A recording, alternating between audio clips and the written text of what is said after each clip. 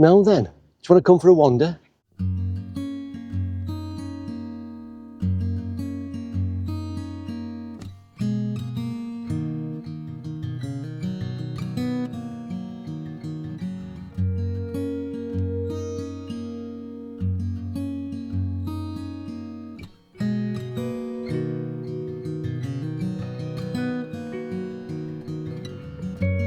You'd think by the age of 65 I'd learn not to worry so much.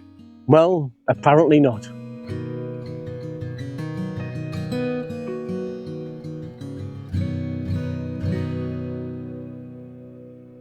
I'm on holiday in France. Beautiful countryside and beautiful weather.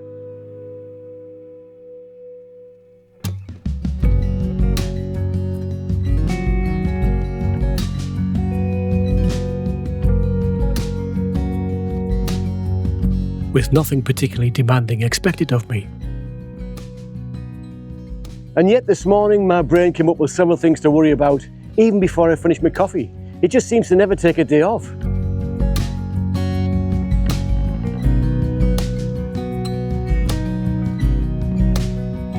The funny thing is, I've always been a bit of a worrier. Not constantly, mind you.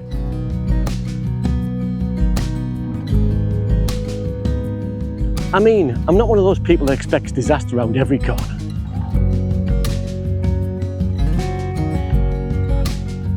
But over the years, I've worried about all sorts of things. Exams, jobs, money, my health, the boys, and whether I've made the right decision or not. Whether I've forgotten something that was important, or remembered something that wasn't important in the first place. You know, the usual human stuff. And here's what I've noticed. Most of the things I worried about never happened. The worrying happened, that part was very real. But most of the disasters my brain confidently predicted never actually showed up.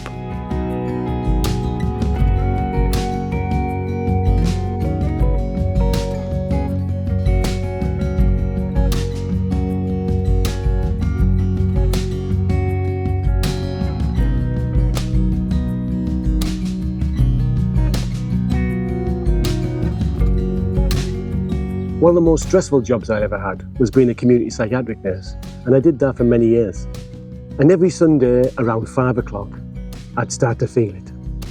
That little knot in your stomach, the weekend quietly packing its bags, and Monday waving in the distance. Bonjour. And I'd find myself thinking about the people on my caseload, wondering how they were, wondering what the week might bring, wondering if someone was struggling, wondering if somebody was back in hospital, and wondering if everyone was safe. Now, some of those worries were reasonable.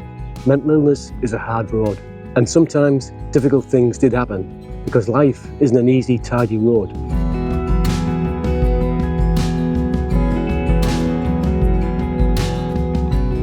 But looking back, I also spent an awful lot of Sundays carrying problems that never arrived.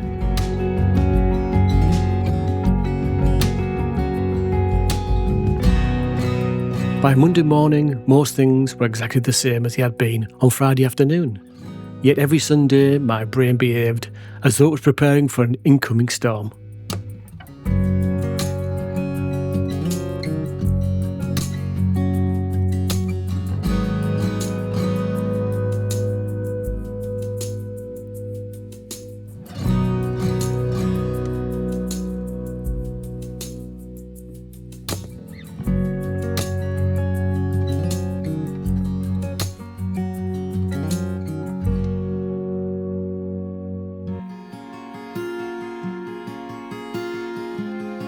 I suppose worry exists for a reason. I mean, thousands of years ago, it probably kept us alive. You hear something rustling in the bushes, you think it's dangerous, and then you live to see another day. Fair enough, I suppose. The trouble is my brain doesn't seem to know the difference between a tiger in the bushes and an email I've never received yet, or a conversation that hasn't happened, or a video that hasn't been published, or an appointment at the doctor's that's months away. Left unattended, my imagination can turn a minor concern into a major incident rather quickly. It's entirely useless, but very impressive.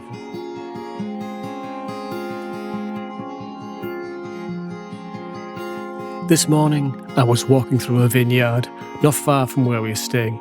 The sun was out, the birds were singing, everything was peaceful, and yet my mind had wandered several hundred miles away, back home, thinking about things that might happen, could happen, possibly happen, one day, maybe.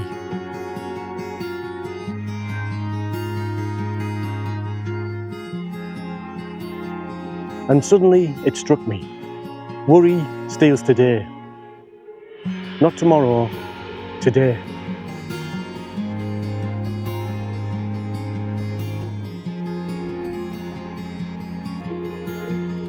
Because while you're busy living in a future that hasn't happened, you miss what's happening right now. This walk. This view. This moment. Now, don't get me wrong. I still worry. I suspect I always will. Now, if someone tells you they've completely stopped worrying, they're either very unusual or they're trying to sell you something. I've come to think that worrying and caring are often tangled together. We worry about the people we love, the boys, Sally, my families, our health, and people I care for.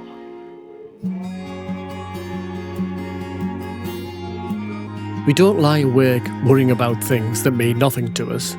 The problem isn't that worry exists. The problem is when it takes over the whole room. When it convinces us to spend today living in a tomorrow that may never arrive. The strange thing is, when I look back over my life, the moments I treasure most weren't spent worrying.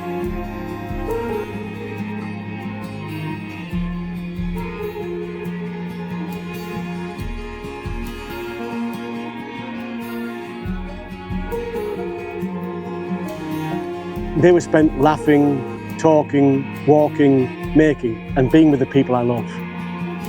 And watching the boys become the men they've become, and holding my granddaughter's hand. And none of these moments will be improved by worrying. So these days, when I catch myself disappearing into the future, I try to gently bring myself back to whatever's in front of me. Because right now, I'm in France. The sun's shining, and Sally's probably wondering where I've wandered off to. And I'd quite like to enjoy that. I'll probably worry about something tomorrow. In fact, knowing me, it'll probably be before breakfast. But for now, this is today, and it would be such a shame to miss it.